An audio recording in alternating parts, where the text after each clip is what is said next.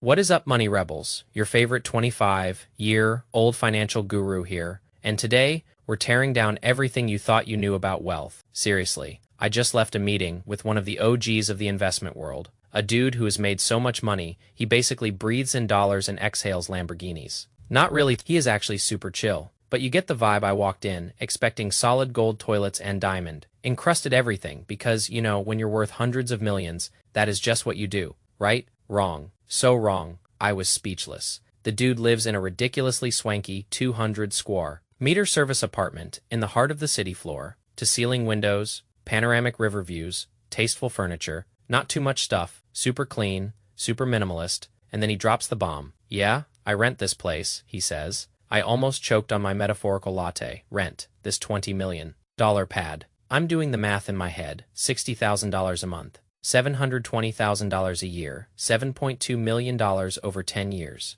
And I, the young hotshot, I had to ask, "Sir, you pay $7.2 million to rent for 10 years, and it is still not yours. If you bought it, it would be yours after 10 years. And it might even appreciate. Aren't you just working for the landlord?" He just smiled. This calm, knowing smile, like he'd heard this question a million times, and poured me some tea. "That is how most people think," he said. "But have you considered another way?" He broke it down. If he dropped 20 million cash on that apartment, that money is completely locked up. Dead money 10 years later, even if it appreciates to 30 million, that is only about a 4% annual return. Not bad, but not great either. But, and this is the big, but, if he invests that 20 million, and even if he only gets an 8% annual return, after 10 years, that 20 million becomes 43 million, then you subtract the 7.2 million he paid in rent, and he is still up 15.8 million. Net profit, mind blown, right? He says, "The house is someone else's, but the money is mine. Money in my hand makes more money. Money tied up in a house is dead." He then points to a brand new luxury SUV downstairs.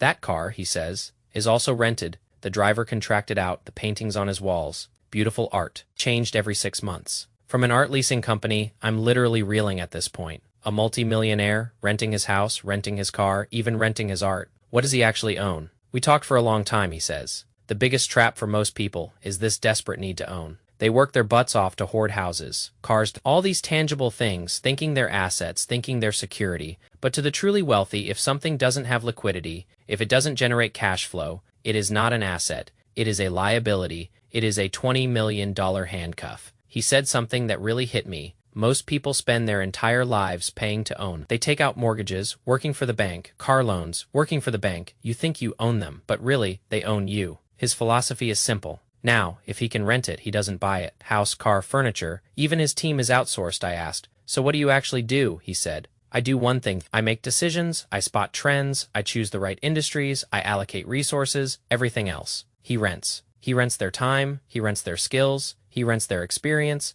And then he dropped another gem. The most expensive luxury in this world isn't a house or a car. It is flexibility. You dump all your money into owning things and you lose all your flexibility. Want to move to a new city? Can't sell the house. Want to pivot your career? Cash flow is tied up. You're bound by your assets. Later in our conversation, he shifted to personal growth. He said, "A lot of people live such exhausting lives because they want to do everything themselves. They want to know everything themselves. You need to remember, your time and energy are limited. You don't need to learn everything yourself. You just need to know who can do it and rent their abilities at the right price." He used an analogy. If you want to build a skyscraper, do you personally fire the bricks and lay them? Or do you hire a construction company? The answer is obvious, but in real life, so many people insist on firing every single brick themselves. As he walked me out, he left me with this. Life itself is a rental agreement. You're not just renting a house or a car, you're renting time, opportunities. Life itself. We come into this world and we can't take anything with us.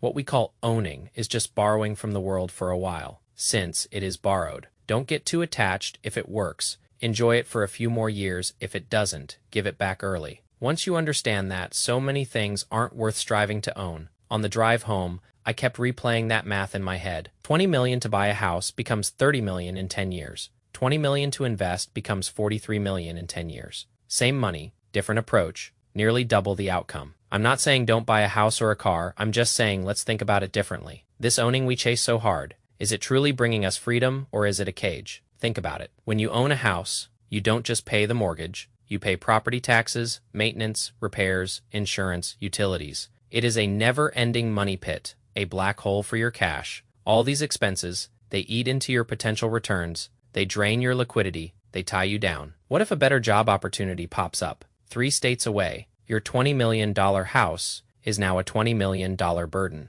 You can't just pick up and leave, you're stuck, waiting for a buyer, negotiating, losing money on the sale. All that ownership becomes a straitjacket, and don't even get me started on cars. Depreciating assets from the moment you drive them off the lot. Insurance, gas, maintenance, parking. It is a luxury that costs you more than its sticker price every single year. And for what? The pride of ownership, that fleeting feeling of having something, when in reality it has got you by the wallet and by the freedom. This whole concept, it is about shifting your mindset from consuming to investing, from hoarding to leveraging, from being owned by your possessions to owning your own time and your own potential. It is about understanding that true wealth isn't measured by how many things you have, but by how much freedom you possess. The freedom to move, the freedom to choose, the freedom to invest in yourself and in opportunities that actually generate more wealth. Imagine this: instead of spending hundreds of thousands on a down payment and then hundreds of thousands more on mortgage interest, you invest that money, you let it grow, compound, work for you, while you live a flexible life, renting a comfortable home,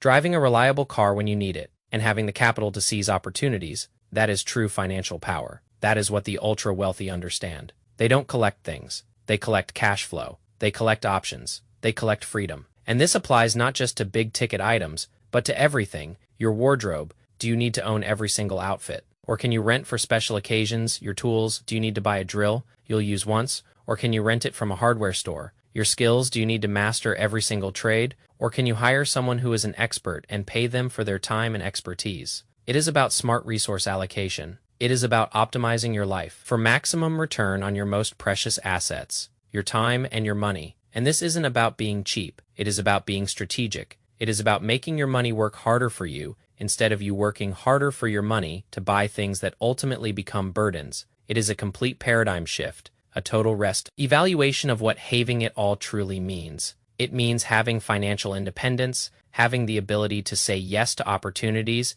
and no to obligations that don't align with your goals. It means living a life of intentionality where every dollar, every decision is designed to enhance your freedom, not to restrict it. So the next time you're eyeing that shiny new purchase, that big house, that fancy car, ask yourself, is this truly an asset or is it a liability in disguise? Is it giving me freedom or is it tying me down? Because sometimes the less you own, the more you truly possess, the more flexible you are. The more agile you are, the more opportunities you can seize. And ultimately, the wealthier you become. Not just in dollars, but in life experiences, in peace of mind, in true freedom. Think about it. Really think about it. What if you could unlock all that capital that is currently trapped in things you own and put it to work, generating even more wealth for you? What kind of life could you build with that kind of financial firepower? It is a game changer. It is a mindset shift that can literally transform your financial future. So don't just blindly follow the herd. Question everything, especially when it comes to money, because sometimes the path less traveled, the unconventional wisdom, is where true wealth lies. The path to genuine financial independence.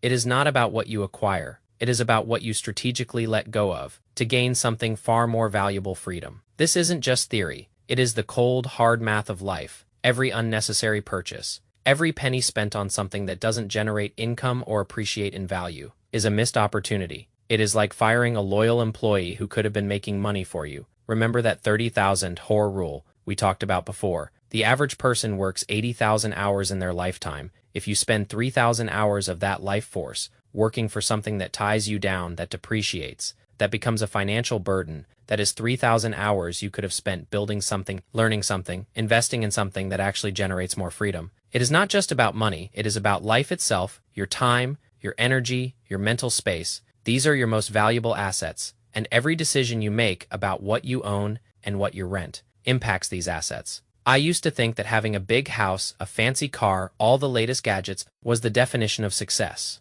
That was the dream, right? That is what all the magazines and the movies tell us. But after years in this game, after seeing countless people chase that dream only to find themselves trapped, I realized it is a lie. It is a marketing ploy designed to keep us consuming, to keep us on the hamster wheel. True success, true wealth, is having the freedom to choose, the freedom to pursue your passions, the freedom to live life on your own terms, not beholden to a mortgage, not shackled by car payments, not stressed about keeping up with the latest trends. It is about simplifying. It is about being patient. It is about thinking counter. Intuitively, it is about rejecting the noise and focusing on what truly matters, which is flexibility. So let's break this down even further. The psychological component, why do we want to own so badly? It is a primal need for security, for belonging, for status. We're told from a young age that owning a home is the ultimate sign of stability. But what if that stability comes at the cost of genuine freedom? What if that security is actually a financial cage? What if that status is just an illusion, distracting you from the real game, which is building a life of options, a life of leverage, a life where your money works for you, so you don't have to work for your things? This isn't about being judgmental. It is about being real. It is about cutting through the financial jargon and the societal expectations and getting down to the nitty-gritty of what truly helps you build lasting wealth and lasting freedom. It is about understanding that the biggest gains, the real generational wealth, isn't built on what you own in the traditional sense. It is built on what you control, what you can leverage, what you can deploy efficiently. And that often means renting, leasing, outsourcing. It means being nimble, being able to pivot, being able to move your capital to where the opportunities are, not where your physical assets are stuck. So my challenge to you, my money rebels, is to look at your own life, look at what you own, and ask yourself honestly, is this